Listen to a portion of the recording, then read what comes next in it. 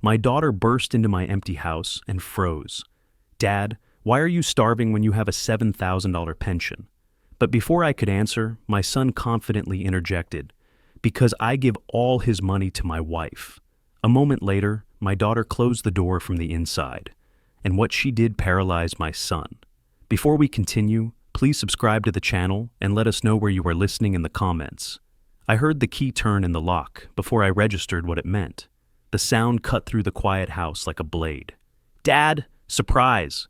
Beverly's voice rang bright and expectant through the hallway.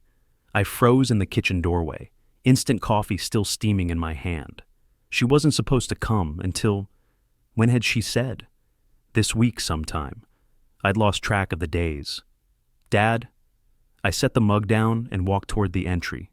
She stood there in the doorway, pulling a small suitcase behind her. Her face lit up with that smile I remembered from when she was 12 and won the science fair. Then her eyes tracked across the living room wall. The smile didn't exactly fade, it crystallized, turned brittle. The rectangles were obvious, less faded patches of beige paint where family photos had hung for 30 years, where her mother's landscapes had added color to our life. "Hey, sweetheart." I opened my arms for a hug. She moved forward, wrapped her arms around me, and I felt the moment she registered how much thinner I'd become. Her embrace tightened, then loosened quickly, like she was afraid of hurting me. When she pulled back, her eyes swept the room again. The entertainment center stood empty, its shelves gathering dust. One couch remained, the leather cracked and split, a spring poking through the cushion in the corner where I'd learned not to sit. No curtains on the windows. The evening darkness pressed against the glass. "Dad?" Her voice had changed. "What happened here?" The silence stretched between us like taffy. I shoved my hands in my pockets, felt the worn fabric of my jeans, the faded shirt with its small tear near the collar. "Beverly, I didn't know you were coming today." I tried for cheerful. "How was your flight? Is Mitchell with you? How's the weather in Germany this time of year?" She didn't answer. She was already moving through the room, her hand trailing along the empty wall, stopping at each rectangle of brighter paint. Her fingers trembled slightly. "Where's the TV? Where are Mom's paintings?" I downsized. Simpler life, you know? The words came out rehearsed because they were. I'd practiced this conversation in my head for months, dreading the day one of my children would notice. Beverly walked past me toward the kitchen. I followed, shoulders hunching forward automatically. She opened the refrigerator. The light spilled out, illuminating her face as she took inventory. 1 carton of milk. She checked the date. I saw her eyes narrow. 3 eggs in the door, a jar of store-brand peanut butter, white bread in a plastic bag. That was it. She closed the refrigerator carefully. Opened the cabinet above the counter, generic cereal, half a box. Opened the next one, 2 cans of soup, the next, empty, the next, empty. "Dad?" She turned to face me, and I saw my daughter the lawyer, not my little girl. "You get $7,000 pension every month. Where does it go?" $7,243 to be exact. 42 years with Phoenix Fire Department. I'd made captain, made a difference, saved lives. The pension was supposed to mean dignity. "I manage. Don't worry about me." "This isn't managing." She gestured at the barren kitchen, her voice rising. "This is... Dad, are you eating enough? When did you last see a doctor?" She'd spotted the medical bill. I'd left it on the counter because I had nowhere else to put it. $340 for a routine checkup I'd finally gone to when the chest pains got bad. Turned out to be heartburn. Couldn't afford the prescription they gave me for that either. "I eat plenty. You sound like your mother used to." It was a low blow, invoking her mother. Beverly's face tightened. She sat down heavily on the damaged couch, and I winced as the broken spring creaked under her weight. She didn't seem to notice. "Don't deflect. Something is very wrong here." I poured water from the tap into 2 mismatched glasses. The ice maker had broken last year. I brought them over, handed her one. My hands shook slightly. When had they started doing that? "Beverly, please." My voice came out rougher than I intended. "I'm tired. Can we talk tomorrow?"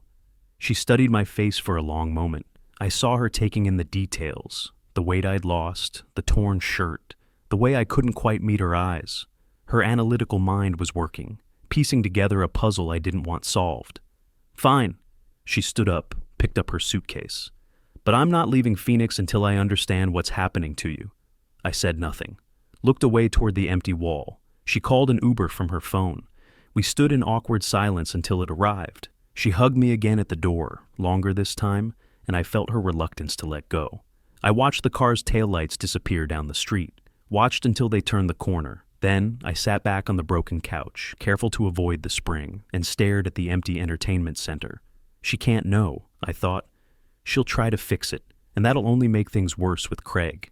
He needs the money for the kids. His career isn't going like he planned. Judy has expectations. I don't need much. I've learned to get by on less. But something had shifted. Someone had finally seen. Someone had finally asked the questions I'd been avoiding for 3 years. I lay awake that night, staring at the ceiling of my bedroom where the blinds hung broken, letting in the streetlight in orange stripes across the walls. Sleep wouldn't come. Every time I closed my eyes, I saw Beverly's face when she opened that refrigerator. I barely slept after Beverly left. Every time I closed my eyes, I saw her face when she opened that refrigerator. The look of horror, then the calculation behind her eyes as she started adding things up. By 10 in the morning, I'd given up on rest. I sat at the kitchen table nursing instant coffee, the cheap kind that tasted like dirty water, but cost $2 for a month's supply. Through the window, I heard a car door slam.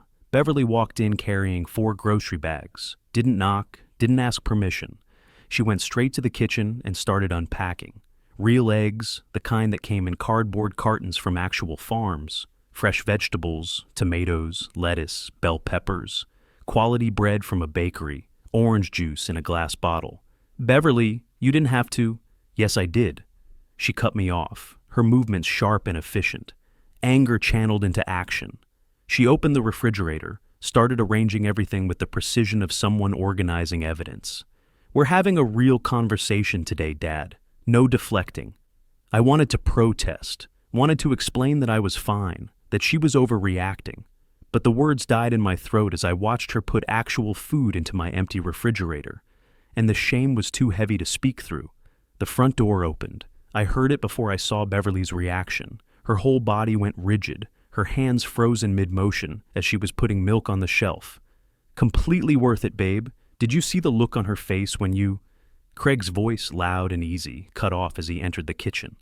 Oh, Beverly? He stood in the doorway holding shopping bags. Nordstrom, Saks, Fifth Avenue. The branded logos seemed to glow under the kitchen fluorescent light. Behind him, Judy carried 2 more bags, her face flushed with shopping excitement that hadn't yet faded. Beverly straightened slowly, closed the refrigerator door, stepped between Craig and the kitchen doorway. Not aggressive, just occupying the space, blocking his casual exit. Craig! Her voice had gone cold, courtroom cold.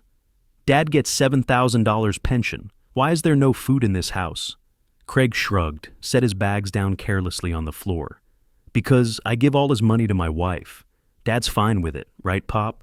He looked at me, expecting the automatic confirmation I'd given him every month for 3 years. My mouth wouldn't work. The words I'd rehearsed, he needs it more. The grandkids have opportunities I never had. It's better this way. Stuck somewhere between my brain and my tongue. Dad, Beverly's voice cut through my paralysis. Look at me. Are you fine with this? I stared at the table, saw my reflection distorted in the cheap laminate surface. Judy moved into the kitchen, set her bags next to Craig's. Your father doesn't need much. But our children need music school, private coaching, SAT tutors. He understands family comes first. Family comes first, Beverly repeated slowly, each word crystallized. She closed the kitchen door. Not a slam, just a firm click of the latch that sounded like a gavel in the sudden silence. Craig, you have exactly 1 week to return Dad's money, or I file criminal charges for financial exploitation of a vulnerable adult. In Arizona, that's a felony. Craig laughed, actually laughed. You can't be serious. Beverly pulled out her phone, turned it to show him the screen. I couldn't see what was on it from where I sat, but I saw Craig's face change as he read. The laugh died. His skin went from amused ruddy to pale in seconds. Do I look like I'm joking? Beverly's voice had dropped even lower, each word precise. You'll lose your job, your house, everything. 1 week. Beverly, come on. Judy's voice had lost its confident edge. "We can talk about this. The kids genuinely need private SAT tutors?" Beverly cut her off. "Music school, while your father-in-law eats expired food and can't afford his medication? Get out. Both of you, now." Craig looked at me, his face a mixture of panic and betrayal, like I'd somehow engineered this confrontation instead of tried desperately to hide it. "Dad, tell her—" I wanted to speak, wanted to explain that it was complicated, that I'd volunteered, that keeping the peace in the family mattered more than my comfort. My mouth still wouldn't work. Years of keeping quiet, of nodding along, of accepting less, so Craig could have more. It had trained my voice into silence. Beverly opened the kitchen door. "Out." They left, Craig grabbing his bags clumsily, Judy following with her Nordstrom purchases clutched to her chest like shields. The front door closed, not slammed. Craig had never been one for dramatic exits, just closed, firm, and final. Beverly sat down across from me at the table. Neither of us spoke for a long moment. "You researched Arizona law," I finally managed. My voice came out hoarse, unused. "Last night at the hotel, Arizona Revised Statutes Section 46456, Elder Financial Exploitation, Class 2 felony. I wasn't bluffing, Dad." She reached across the table, put her hand over mine. "Why didn't you tell me?" "Because you live in Germany," I thought. "Because you have your own life. Because Craig is your brother. Because I'm the parent and I'm supposed to have it together. Because admitting it makes it real." "He needed it more," I said instead. "That's not your decision to make for yourself." Her grip tightened on my hand. "He was stealing from you. Do you understand that?" I did. Somewhere deep down, I'd understood it for a long time. But understanding and acknowledging are different countries, separated by a border I hadn't wanted to cross. For the first time in years, maybe since Janet died, maybe since even before that, something shifted inside my chest. Not hope exactly, not yet, but something like spine straightening. Someone had fought for me. My daughter had walked into my empty house and said enough. Maybe I could say enough too. 2 days passed since Beverly's ultimatum. The house felt different. The groceries in my fridge were proof someone cared. But I knew Craig wouldn't surrender easily. I'd been a fire chief for 32 years. I recognized tactical retreat when I saw it. I was drinking real coffee. Beverly had bought the good kind, the kind that actually tasted like coffee. When she arrived carrying a leather portfolio I'd never seen before. Ready to take control? She spread paperwork across my kitchen table. We drove to the Chase Bank branch on Camelback Road. The building looked like every other bank, but walking through those doors felt like crossing into foreign territory. The officer who helped us was a professional woman in her mid-40s, her name tag reading Samantha Chen. "Mr. Patterson, I'm setting up a personal checking account with your name only," she typed efficiently. "No joint access. Your pension will redirect here starting next month." Beverly's hand squeezed my shoulder. Silent support. No words needed. "You can add authorized users later," Chen continued, "but I recommend keeping this account solely in your name initially." "Just my name." My voice came out stronger than I expected. "That's exactly what I want." My hand shook signing the documents, but I signed them. Chen notarized each page with her official stamp, and something shifted in my chest. I was reclaiming something I'd given away without realizing how much it had cost me. Driving back, Beverly asked, "How do you feel?" "Like I can breathe again." I forgot what that felt like. We returned home mid-afternoon. Beverly started preparing dinner. Actual dinner, chicken with vegetables, and the smell filled the house with something I'd almost forgotten. Normalcy. The possibility of comfort. The front door opened without warning. Craig entered with Emma and Lucas. Both children had tear-stained faces, eyes red and swollen. Craig's expression was calculated sadness, the kind that didn't quite reach his eyes. Emma ran to me, her small body colliding with my legs. "Grandpa, Daddy says you don't love us anymore. Why won't you help us?" Lucas followed, his voice breaking. "Are we going to be homeless?" I felt my heart crack. These were my grandchildren. I'd held them as babies, taught Lucas to ride a bike, helped Emma with her multiplication tables. Hearing their fear, even if coached, nearly destroyed my resolve. "Sweetheart, My voice broke. Beverly stood from the kitchen table, moved to the doorway. Not aggressive, just occupying the space, blocking Craig's path. Craig positioned the children in front of him like human shields. Dad, the kids are devastated. Is this really what you want? To hurt your own grandchildren? My hand reached automatically for my checkbook. Old reflex. Stop the pain. Make it better. I'd survived burning buildings, pulled people from wreckage, faced death without flinching, but my granddaughter's tears nearly destroyed me. Beverly caught my wrist gently. Craig, you earn $65,000 yearly. That's more than enough for your family. My father isn't responsible for funding your lifestyle beyond your means. You don't understand, Craig started. The front door opened again. Judy swept in, makeup smeared dramatically, tissues clutched in one hand. Perfect timing. Staged. How are we supposed to afford anything now? Her voice pitched high, theatrical. We're pulling the kids from music lessons, canceling sports registration. They'll fall behind their classmates. Is that what you want, Ray? Your grandchildren to suffer? Private music lessons aren't necessities. Beverly cut through the performance. Public school sports are free. SAT prep can wait until high school. Judy's face shifted, the victim act collapsing when confronted with logic. She pivoted. You're turning him against his own son. You only care now because you want his inheritance when he dies. The words hit like physical blows. Low, intentional. Beverly pulled out her phone, turned it toward Craig. Your dealership lists manager salaries publicly. Base $65,000 plus commission. Average Phoenix family expenses, housing, food, utilities, roughly $4,500 monthly. That leaves a surplus. You're not struggling. You're overspending. She scrolled to another screen. You're teaching your children that emotional manipulation works, that exploiting elderly family members is acceptable. Is that really the legacy you want? Craig had no response. His mouth opened, closed. Emma looked up at him, confused by the sudden silence.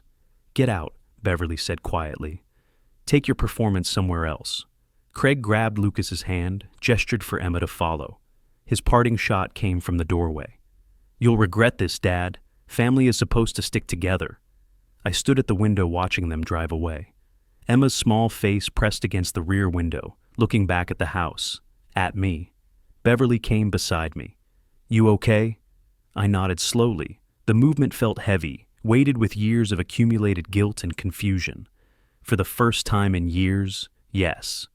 I have to return to Germany in 3 days. She said it gently, but I felt my stomach drop. Alone again. But before I go, I'm leaving you instructions. Everything you need to keep fighting. That night, Beverly typed while I watched. A detailed document grew on her laptop screen. Banks to call, lawyers to consult, records to keep, steps to follow. She printed it, highlighted key sections, handed it to me like a field manual. I read it 3 times before bed. 72 hours later, I stood at my doorway watching Beverly's Uber disappear toward the airport. In my hand, that document. The house felt empty again. But this time, the emptiness was different. This time, I was armed. The house felt emptier after Beverly flew back to Germany, but different than before. This emptiness was mine, chosen, not imposed. I sat at my kitchen table with her instructions spread out like battle plans. Because that's what they were. 5 days had passed since she left. Craig and Judy moved through the house like ghosts, present but separate. Our conversations reduced to necessary pleasantries. They hadn't confronted me about the pension yet, but I knew they'd checked the account. I'd seen Craig's face when he came home from the bank, that tightness around his mouth. First item on Beverly's list? Find family law attorney, not someone Craig knows. I circled it with blue pen, picked up my phone. 32 years fighting fires, but making this call felt harder than running into burning buildings. My hand hovered over the screen. I dialed. 3 law offices later, I had an appointment. Margaret Chen, family law specialist. Tomorrow afternoon, 2:30. That evening, I began hunting. Craig and Judy were at Lucas's soccer practice. I moved through the house methodically, documenting evidence with my phone camera. A Nordstrom receipt in the bathroom trash. $847 charged to my card. Judy's spa bill on the kitchen counter. $320. A restaurant receipt from Mastro's Steakhouse tucked in Craig's jacket pocket. $286 for a Tuesday night dinner. I photographed each one, making sure dates and amounts were clear. Created a folder on my phone labeled Records, not evidence. If Craig saw my phone somehow, I didn't want him to know what I was building. The next day I drove to downtown Phoenix. The attorney's office was in a modern building near the courthouse. I parked 3 blocks away, walked the rest. Probably paranoid, but I couldn't risk Craig seeing my car at a law office. I felt ridiculous wearing sunglasses indoors, like some spy movie character. But I kept them on until the elevator doors closed. Margaret Chen's office was smaller than I expected, efficient. Her desk was clean except for a laptop and a yellow legal pad. She stood when I entered, shook my hand firmly. "Mr. Patterson, please sit." I sat straight-backed in the chair across from her desk, hands folded, fire chief posture returning without conscious thought. "How long has your son been controlling your finances?" 5 years, maybe longer. The admission tasted bitter. I didn't want to admit it was control. She made notes on her legal pad. "Did he ever threaten you, physically intimidate you?" "No, he used my grandchildren, said they needed things. I couldn't say no to them." Her pen paused. She looked up, and I saw understanding in her eyes that made my throat tight. "That's emotional coercion, harder to prove legally, but we can build a civil case." She pulled out a printed packet, slid it across the desk. Arizona revised statutes on elder financial exploitation. Criminal charges require evidence of threats or forgery, but civil recovery and asset protection, those are achievable. She explained options: changing my will, establishing power of attorney with Beverly, documenting the abuse, possible civil suit for recovery of funds. Her voice was steady, factual, but not cold. Professional. First step, document everything. Every receipt, every expense, every conversation. I need 6 months of financial records, photographs of your living conditions, evidence journal showing the pattern. I can do that. Mr. Patterson, if you do this, change your will, cut him off, there's no going back. You understand that? I met her gaze. Yes. You're not punishing him. You're protecting yourself. There's a difference. Her fee was $350 per hour, $3,500 retainer. I winced but agreed. This was what having my pension back meant. I could afford to protect myself. That evening, Beverly called via video. The time difference meant it was her evening, my morning coffee. She looked tired. How did it go? She said I have options, more than I thought. I adjusted the laptop angle so she could see my face better. I'm going to fight, Beverly, really fight. Over the following weeks, I became a covert investigator. When Craig and Judy left, work, errands, children's activities, I photographed evidence. Luxury clothing tags still attached in Judy's closet, never worn. Craig's golf club membership renewal notice, $2,400 annually. Children's activity schedules showing piano lessons at $200 monthly. Travel soccer at $1,800 per season. Private swim coaching at $150 weekly. I photographed my own bedroom. Single cheap lamp. Worn bed sheets with holes. Clothes I'd mended myself. The stitching visible and crude. The contrast was damning. I created a spreadsheet matching credit card statements to receipts. $4,800 monthly going to Craig's lifestyle, leaving me $2,200, barely livable in Phoenix. Mitchell, Beverly's husband, helped organize the data remotely, financial analyst by trade. He turned my scattered evidence into clear patterns, graphs showing the systematic exploitation over 5 years. One evening, Craig found me at the kitchen table with my laptop open. I closed it quickly, but not before he glimpsed the spreadsheet. His eyes narrowed. "What are you working on, Dad?" I met his gaze, held it. "My future. Where'd your pension go this month?" "My account, my money." His face darkened, jaw tightening. "We have an agreement. We had an arrangement." My voice stayed level, despite my racing heart. "It's over." He stormed out. My hand trembled after, coffee sloshing in my cup. But I hadn't backed down. Small victory. Huge significance. 3 weeks into evidence collection, I had overwhelming documentation. Attorney Chin reviewed everything via secure email. Her response came within hours. "This is excellent. You have enough for civil case and will change. Next step, make your financial independence permanent. Recommend closing all joint accounts, establishing power of attorney with your daughter. Can you come in next week?" I read the email twice. This was real now. No turning back. I scheduled the appointment. That night, I was at the kitchen table with my laptop when Craig entered. I'd been reviewing the spreadsheet one more time, making sure everything was accurate. Didn't hear him come in. He stood in the doorway for several seconds before speaking, long enough to see the screen, to see the columns of numbers, the highlighted discrepancies, the evidence compiled against him. "What are you working on, Dad?" I met his gaze. My future. The tension shattered like glass dropped on concrete. Craig's expression shifted through several emotions: confusion, realization, anger, before settling into something cold and calculating. He knew something was coming. He just didn't know what. The night Craig saw my spreadsheet, I barely slept. I knew he suspected something, but he couldn't know how far I'd already gone. This morning, I was finishing it. Mid-April sun warmed my car as I sat in the Chase Bank parking lot, gathering courage.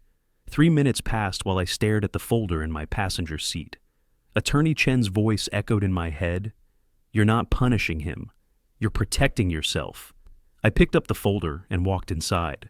Sarah Martinez, the bank manager, met me in her office. Professional suit, kind eyes, the kind of person who'd seen situations like mine before. "Mr. Patterson, I have your account flagged for vulnerable customer protection. Let's review what you're requesting." I spread the documents across her desk.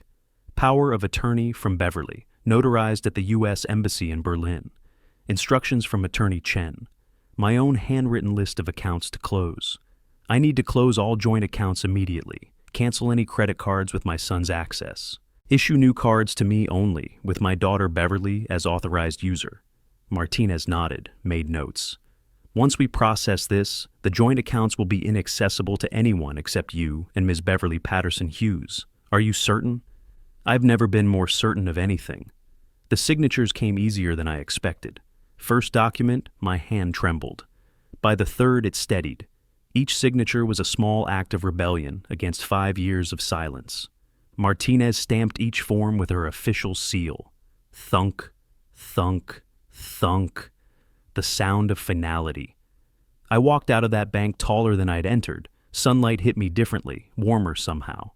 Back home, I made lunch. Real lunch. Sandwich with actual deli meat from the goods section at Safeway, fresh vegetables, real cheese.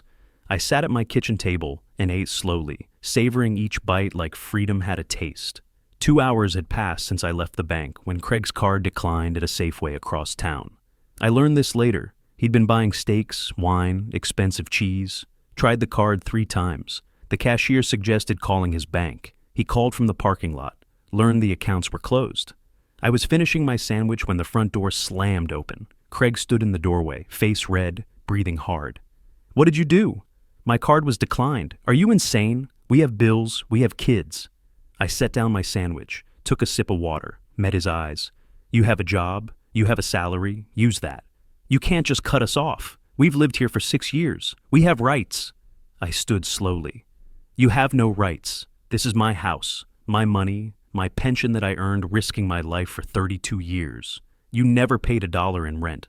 Judy rushed in behind him, her face flushed with humiliation. "You're destroying this family. Your own grandchildren will suffer because you're being selfish." "I'm being selfish?" The words came out colder than I intended. "I've eaten peanut butter for dinner while you bought $700 dresses. I declined medical appointments while Craig paid for golf club memberships." Craig paced the kitchen, pulling at his hair. His voice rose progressively, desperation bleeding through anger. "You're senile. Beverly's brainwashed you.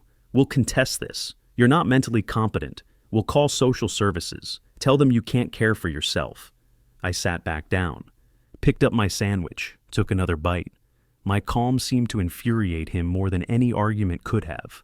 "You have 60 days to find other housing. I'm filing eviction paperwork tomorrow. This conversation is over." Craig stormed toward the bedroom he and Judy had claimed. The door slammed hard enough to rattle the frame. 30 minutes later, Judy returned from wherever she'd Ubered after her card declined. Her humiliation had transformed into panic. "Do you know what it's like having your card declined in front of people?" I looked at her, really looked at her. "Yes, Judy, I do. I've been declining medical appointments for 3 years because I had no money. But you wouldn't know that, would you?" She had no response. Retreated to join Craig in their bedroom bunker. After they left, I sat alone. My hands shook, adrenaline crash. But but underneath the trembling was steel. For 5 years, I'd let them take everything because I thought I was being a good father, a good grandfather. But good fathers don't let themselves be destroyed. Good fathers teach boundaries. I called Beverly. She was at work in Germany, took the call in a conference room. She saw my face and knew immediately. "You did it." I nodded. "How do you feel?" I considered the question. Terrified, but free. Like I just walked out of a burning building and can finally breathe. That evening, I sat in the living room, not hiding in my bedroom anymore.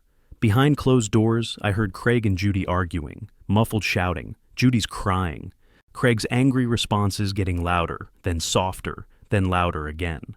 My phone rang. Unknown number. I answered. "Mr. Patterson?" The voice was smooth, condescending. "This is Robert Simmons. I represent your son, Craig. I'm calling to inform you that we'll be challenging your eviction attempt. My clients have established residency and—" I interrupted. "Tell your clients to be out in 60 days, or I'll have the sheriff remove them. My attorney is Margaret Chen." I gave him her contact information. "Direct all future communication through her." I hung up. My heart pounded, but I didn't regret it. War had officially begun. Living with Craig and Judy after cutting off their money was like living on a battleship after declaring war. We orbited each other in hostile silence, but the house was mine again. I could feel it. 3 weeks had passed since the financial cutoff. Early May brought desert heat that made the tension inside feel even thicker. I was making breakfast, eggs, toast, real coffee, when the doorbell rang. Registered mail. I signed for the thick envelope, recognizing Attorney Chen's return address. Inside was the formal eviction notice. Official, legal, irrevocable. I had to serve it to Craig and Judy personally. Arizona law required direct delivery. I drove to Chen's office that afternoon. She had the paperwork spread across her desk, highlighting key sections as I arrived. Notice to vacate, citing non-payment of rent and no lease agreement. You're reclaiming your property. Arizona law is unambiguous here. Craig's attorney will fight it? Of course. He'll probably argue oral lease agreement or adverse possession. Neither applies. No rent, no lease, no rights. She leaned back in her chair. Elder financial abuse cases often involve family interference, Ray. Extended family will call. They'll hear Craig's version first. Expect that. I signed the eviction notice. My signature was firm now, no hesitation. Progression I could measure in pen strokes. Back home, I found Craig and Judy in the kitchen eating food they'd bought with Craig's actual salary. First time in years, they'd paid for their own groceries. I approached the table, extended the paperwork. "This is official notice, 60 days from today." Craig snatched the paper without reading it, threw it on the table dismissively. But Judy picked it up, read it. Her face drained of color. "You're really doing this?" Craig's voice was hollow. "Throwing your own son out. You've changed, Dad. You're not the man I knew." "You're right, I'm not. I'm the man I should have been 5 years ago." Within days, my phone started ringing. Distant relatives, family, friends, people who hadn't called in years, suddenly concerned about my well-being. "Uncle Tom, you're being cruel. Family takes care of family." Former neighbor Carol, "I heard you're kicking them out. Those poor children." Craig's godmother, Barbara, "I've known you 40 years, Ray. This isn't like you." Each call was painful. Some I explained my side to, calmly. Others I simply said, "You don't know the full story," and ended the conversation. The worst call came from my sister Linda in Florida. "Ray, Craig says you're throwing them on the street. Your own grandchildren. What's gotten into you?" "Linda, when's the last time you visited me? 3 years? You don't know what I've been through. Craig stole $300,000 from me over 5 years. He can tell you what he wants. I know the truth. Mom would be ashamed of you." The words hit like a physical blow. Our mother had been dead 12 years. Mom taught me to stand up for myself. I'm finally listening. Linda hung up on me. I screened calls for 3 days after that. But I didn't stop living. I went to Costco, filled a cart with real groceries, steaks, fresh fruit, ice cream, good coffee. The cashier commented, "Big family?"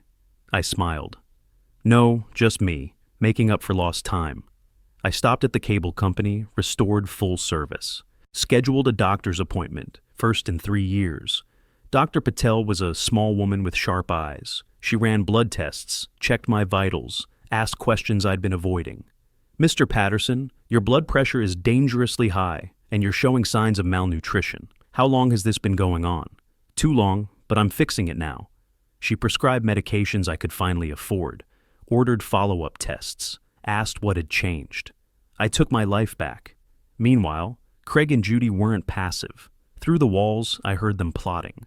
Craig filmed me with his phone whenever we crossed paths, documenting everything for his attorney.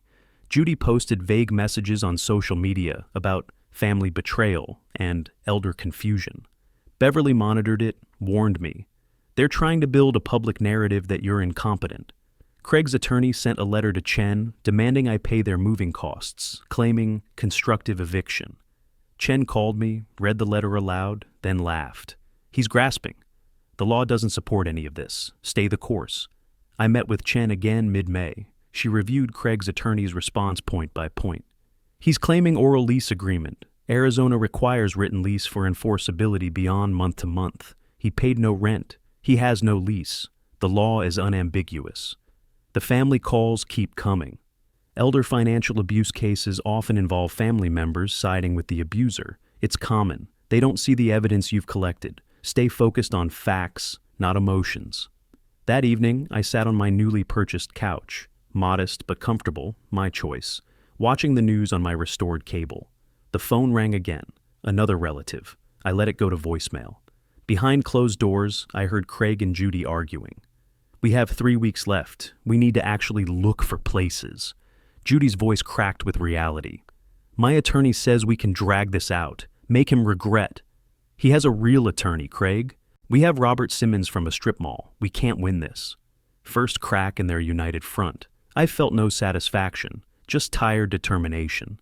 Tomorrow I had another appointment with Chen. We were discussing the next phase, changing my will permanently.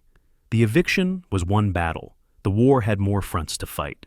I sat at my kitchen table drinking good coffee, my choice, my money, when the phone rang. Attorney Chen's office number.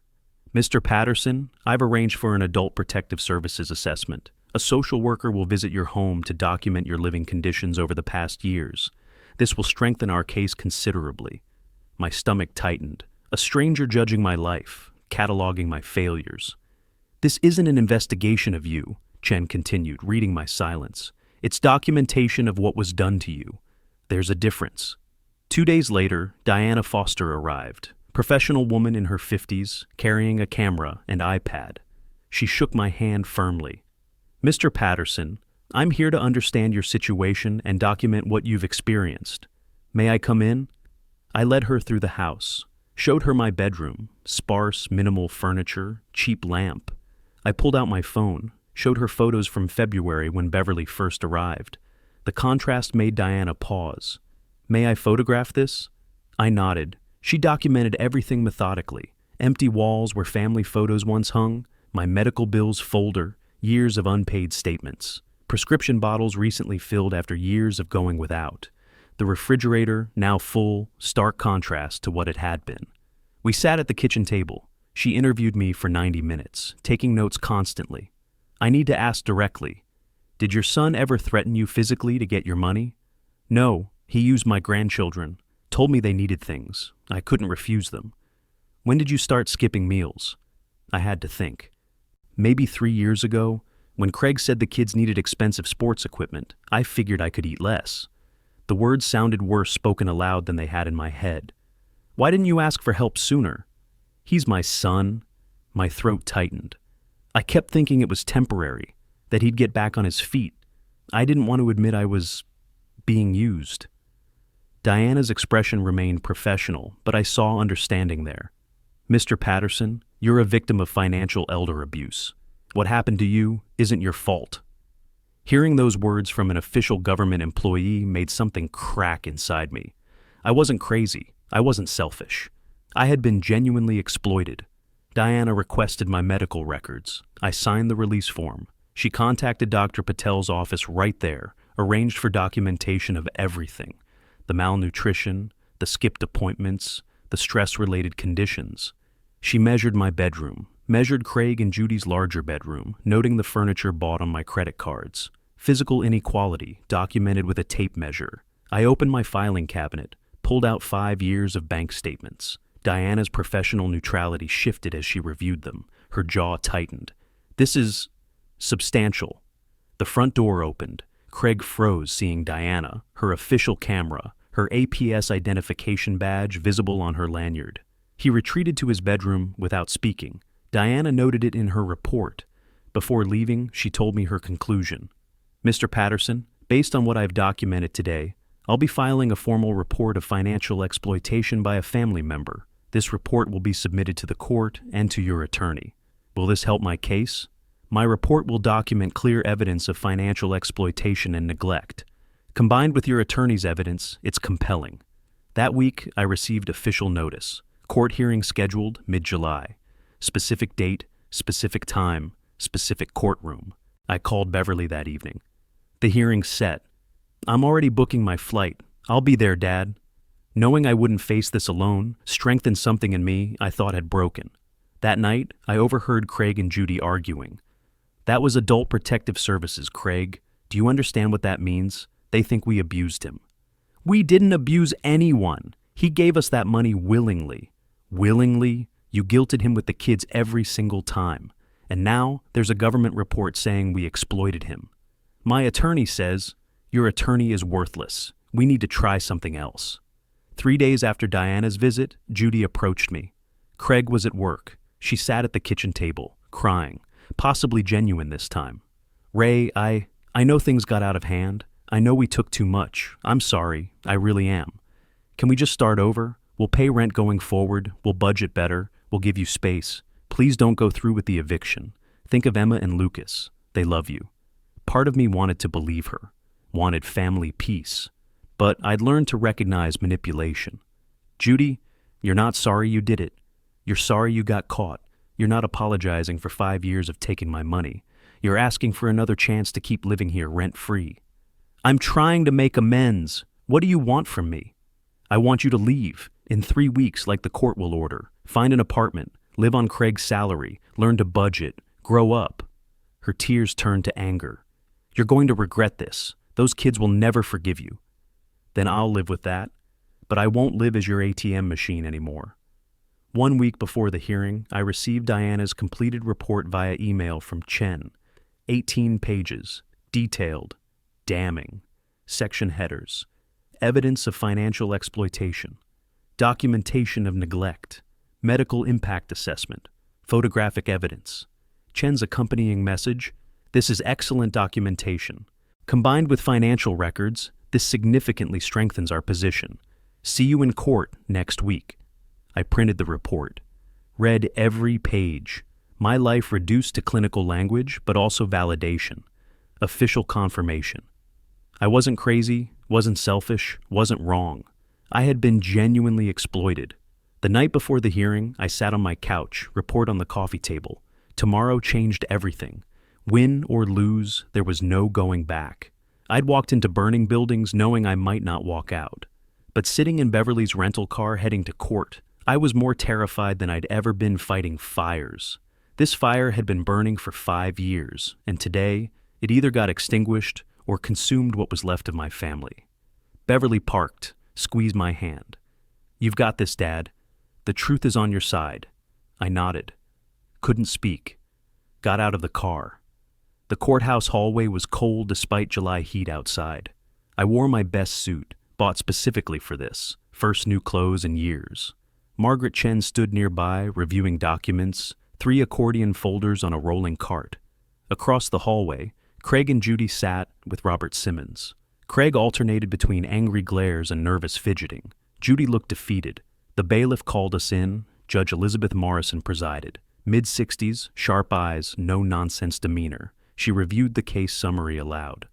Eviction proceeding, Patterson versus Patterson, with allegations of elder financial exploitation. Hearing it spoken officially made my hands shake. Chen presented first. Methodical, devastating. Bank statements projected on screen. 60 months of transfers, each one documented. The total appeared in red. 341,127. Your Honor, over 5 years, the defendant transferred $340,127 from his father's accounts. The father, meanwhile, was documented by Adult Protective Services as malnourished and living in substandard conditions. Chen clicked through slides. Each click was a hammer blow. Receipt, statement, receipt, statement. The visual rhythm of exploitation. Photographs appeared on screen. My empty refrigerator from February. Judy's closet full of designer items, tags still attached. Craig's golf club membership renewal. My sparse bedroom next to their better furnished room. No commentary needed. The pictures told the story. Dr. Patel's medical affidavit was read into record. Vitamin deficiencies, weight loss, untreated hypertension, skipped cancer screening. Mr. Patterson risked his health, possibly his life, because he had no money for health care, while his son's family enjoyed spa treatments and steak dinners. Craig's attorney Simmons attempted defense, verbal agreement, gifts to grandchildren, Beverly manipulating for inheritance. Each argument sounded weaker than the last. Judge Morrison allowed Craig to testify. He claimed he was helping me manage money, that I wanted to help my grandchildren. His voice rose when questioned, became defensive. Your Honor, there's no evidence of coercion, Simmons started. Judge Morrison cut him off. Counselor, I've reviewed the social worker's report. Emotional manipulation of an elderly parent constitutes coercion under Arizona statute. Continue. The judge turned to me. Mr. Patterson Sr., did you feel you could refuse your son? My voice came out quiet but steady. No, Your Honor. He used my grandchildren. Every time I hesitated, he'd say they needed something. I couldn't say no to them. Judge Morrison removed her reading glasses, made direct eye contact with Craig. Mr. Craig Patterson, your father received $7,000 monthly. Where did that money go?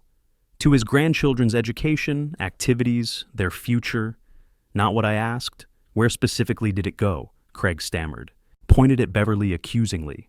She's poisoned him against us. She wants his inheritance. Judge Morrison's expression hardened. After closing arguments, she didn't deliberate, delivered her ruling immediately. I've presided over family law cases for 18 years.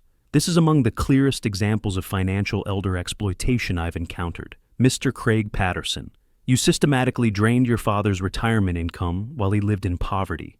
You used his love for his grandchildren as leverage. You provided no compensation, no care, no gratitude. Her words fell like stones. The law is unambiguous. Mr. Ray Patterson owns this property. You pay no rent. You have no lease. Your claimed oral agreement is unsupported by evidence and was obtained through emotional coercion of a vulnerable adult. Craig's face drained of color. Therefore, eviction is granted. You have 30 days to vacate the property. Additionally, I'm ordering financial restitution in the amount of $50,000, payable over 5 years at $833 monthly, beginning 60 days from today. Judy covered her face with her hands. Finally, I'm ordering that a copy of this judgment and the Adult Protective Services report be filed with the Arizona Attorney General's Elder Abuse Unit for their review regarding potential criminal charges. The gavel struck. I exhaled a breath I didn't know I'd been holding. Beverly hugged me. I was shaking. Chen packed her documents, satisfied. Across the room, Craig sat frozen. Judy was crying, genuine this time. Craig looked at me across the courtroom. Our eyes met. I expected hatred. Instead saw broken confusion, as if he still didn't understand how it came to this. I looked away first. Outside, afternoon sun was brutal. Beverly and I sat on a concrete bench near the courthouse steps. Neither of us spoke for several minutes. How do you feel? She finally asked. I considered the question. Like I just put out a 5-year fire, exhausted, relieved, and sad. He's still my son. I didn't want it to end this way. Beverly nodded. But it had to end. Yes, it had to. We sat watching people enter and exit the courthouse. Divorces, custody battles, evictions, everyone fighting someone. This wasn't victory, it was survival. And survival was enough. Tomorrow, Craig and Judy would begin packing.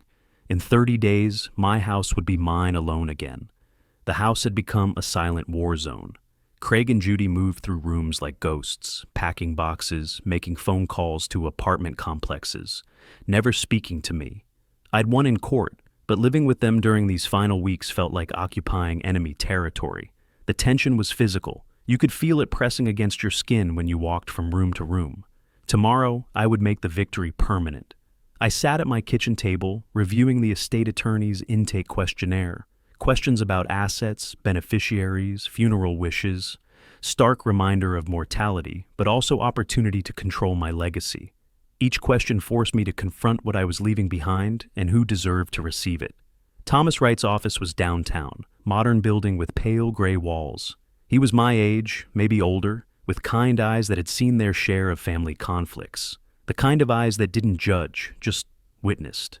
"Mr. Patterson, you're certain about this distribution? Once you sign, this becomes your legal will." I looked at the document spread before me. My current will, written 15 years ago when Janet was still alive and Craig was a son I trusted, split everything 50-50 between Craig and Beverly. That version of our family felt like ancient history now.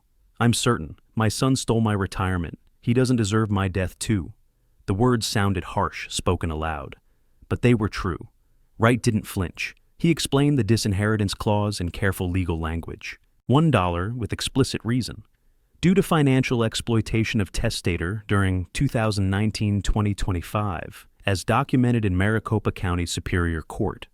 Clinical language for 5 years of systematic theft. If he contests, this language will make it difficult to prevail. You're stating clear intent. The court case provides documentation. This isn't an oversight. Good. I want it clear this wasn't senility or confusion. This was choice. I signed 3 copies. My hand was steady. The pen moved smoothly across each signature line. 1 copy for my safe deposit box. 1 for Beverly. 1 for Wright's files. The notary public witnessed each signature, her stamp thudding against the paper. Official, final, irrevocable. Wright sent a certified letter to Craig that afternoon. Arizona law didn't require it, but it prevented future claims of a hidden will.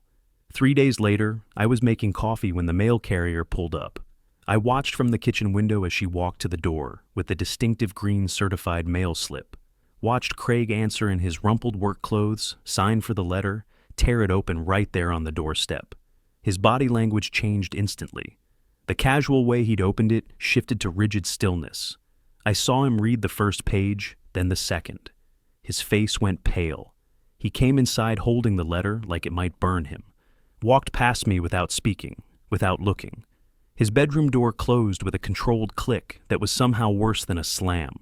Muffled shouting followed, Judy's voice high and sharp, Craig's defensive and rising. I couldn't make out words, just the rhythm of accusation and denial. 2 days before moving day, I encountered him in the hallway. We'd been avoiding each other, but the house was only so big. "You really sent me a copy of your will?" His voice was quiet, dangerous. "You couldn't even wait until you were gone to twist the knife?" "It's not about punishment, Craig. It's about consequences. You made choices. This is what they cost."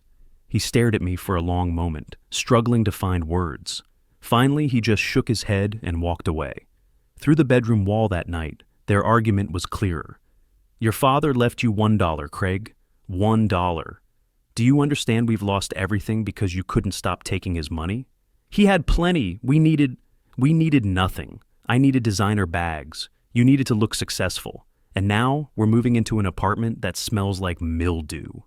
Moving day arrived with harsh morning sunlight. The U-Haul backed into the driveway at 7:30. I stayed in my bedroom with the door closed, reading a book I wasn't absorbing, just waiting for it to be over. Heavy furniture scraped across floors. Boxes dropped with hollow thuds. Judy directed the movers Craig had hired. 2 young guys who worked quickly, probably sensing the tension. Then I heard the children's voices. Emma and Lucas, confused about the move. Emma asking, "Why can't we stay here? This is our home." Judy's response was sharp. "Because your grandfather wants us to leave."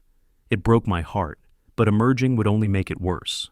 Truck doors slammed repeatedly over 2 hours. Finally, silence. The engine started with a diesel rumble. I walked to the living room window, watched the U-Haul lumber down the street. Craig's sedan following. Watched them turn the corner. Disappear. The house settled into quiet so complete it felt unnatural. I sat on my bed for 10 minutes, not moving, just breathing, then stood and walked through the house, empty spaces where their furniture had been. Carpet showed indentations from years of weight, cleaner than it had been in years. Mine. Finally, completely mine. That evening, my phone buzzed. Text from Craig. Dad, I know you're angry. I understand why. I made mistakes. Big ones. But I'm still your son. Emma and Lucas are still your grandchildren. Can we find a way forward? I'm genuinely sorry for how things went. Please respond. I read it 3 times. The father part of me, the part that remembered teaching him to ride a bike, helping with homework, wanted to respond. Wanted to believe Craig finally understood. But I'd learned to recognize manipulation's patterns. The text didn't say, I'm sorry I stole from you. It said, I made mistakes. Passive, vague. It didn't acknowledge the harm, just regretted consequences. And it invoked the grandchildren. Same old tool. I typed a response, deleted it, typed another, deleted that too. Finally, I left it unanswered. Sometimes silence is the only honest response.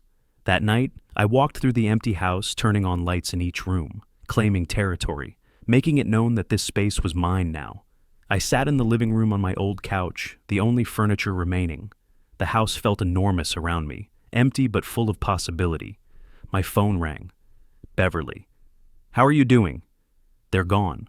And I have my house back, and I'm alone, and I think that's okay. It won't be for long. Her voice carried excitement I hadn't heard in months. I have news. The Phoenix office is opening in 2 weeks. My company approved my transfer. I'm moving back to the States, permanently. Something tight in my chest loosened. Really? Really, Mitchell will stay in Germany for now, visit monthly. But I'm coming home, Dad. We're going to fix up that house, make it yours again. Fresh start. I looked around at empty walls, worn carpet, old couch with its familiar spring, nodded even though she couldn't see. Fresh start, I like the sound of that.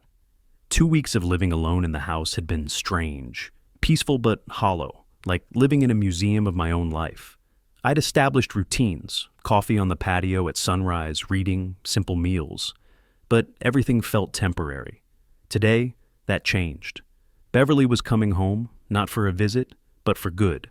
I parked at Phoenix Sky Harbor, watching planes descend through desert heat.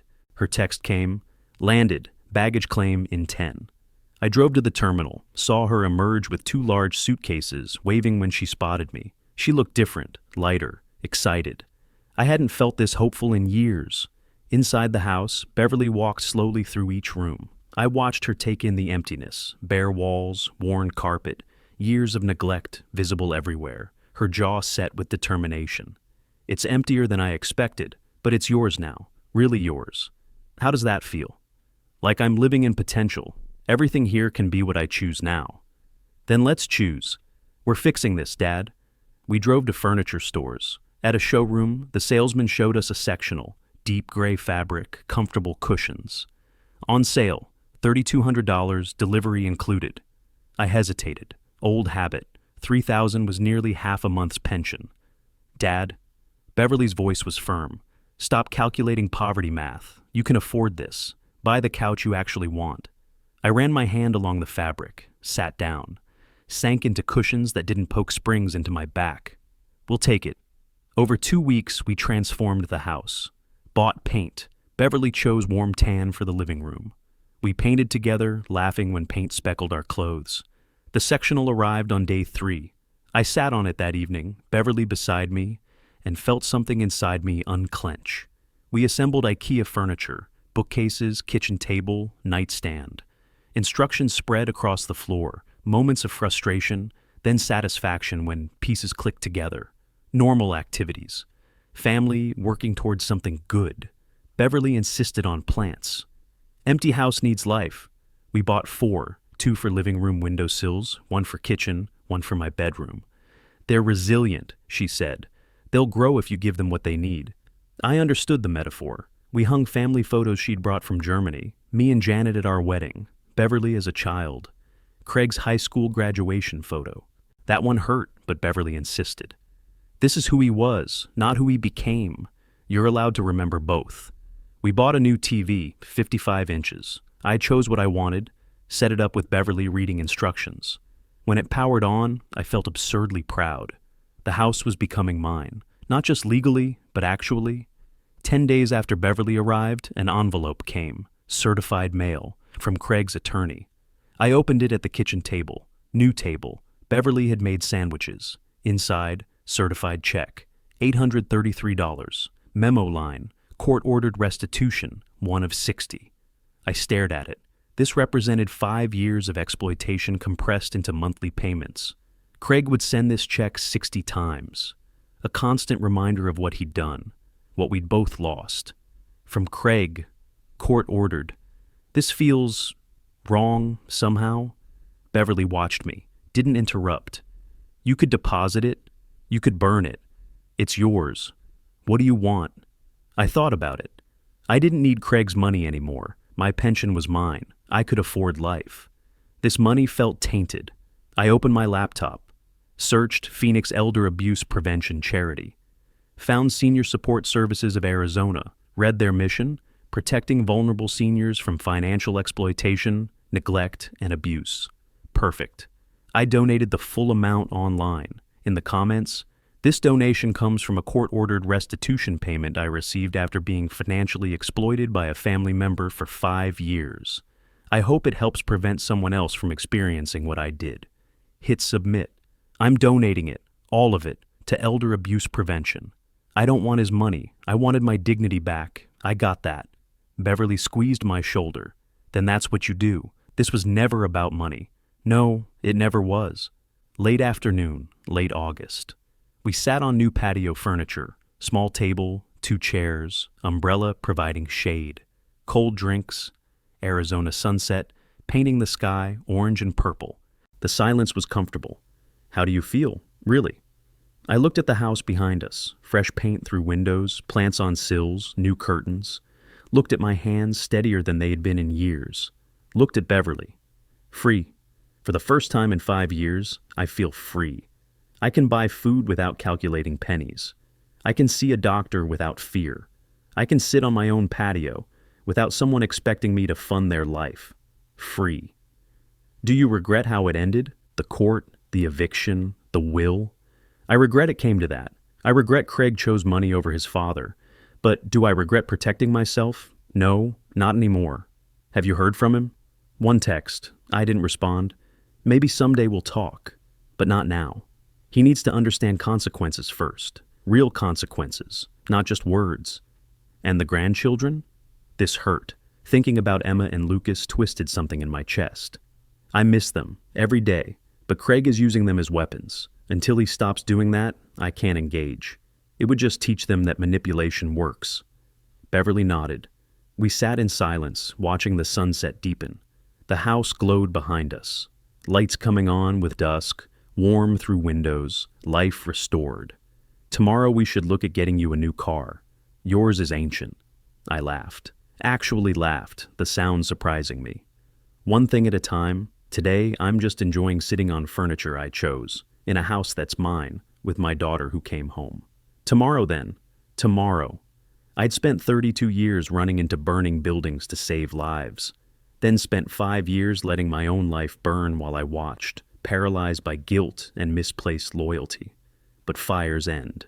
And after the flames, you rebuild. I was rebuilding. Not the man I was before Craig took everything. Someone stronger. Someone who knew his own worth. Someone who would never let himself burn again.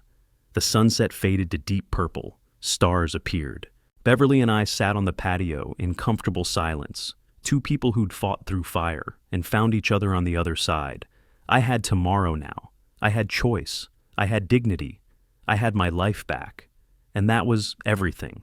If you like this story, please like this video, subscribe to the channel, and share your impressions of this story in the comments. To listen to the next story, click on the box on the left. Thank you for watching.